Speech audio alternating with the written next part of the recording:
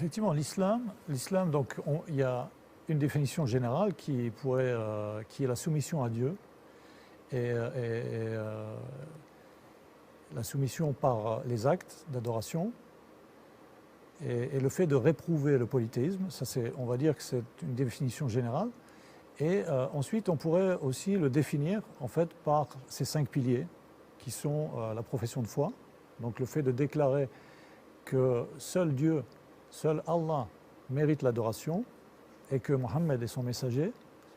Ensuite, l'obligation de payer l'impôt qu'on appelle la zakat, donc c'est un impôt obligatoire de 2,5% sur les montants thésaurisés pendant une année. Ensuite, le jeûne du Ramadan. Le jeûne du Ramadan, le pèlerinage à la maison sacrée et j'avais oublié la prière, qui est le deuxième pilier, qui est vraiment un pilier aussi central dans la religion islamique, qui vient tout de suite après donc la profession de foi.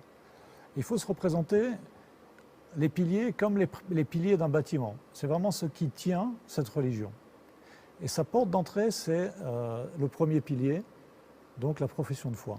Et ensuite, tous les autres piliers viennent en fonction. Donc la prière, c'est 5 fois par jour. Si donc on est capable, on la fait debout. Si on est on est par exemple malade ou infirme, on la fait assis ou même couché. Donc on a très peu d'excuses pour éviter les prières. En même temps, la prière, c'est vraiment une forme d'attachement et de rappel constant de Dieu dans la vie de tous les jours.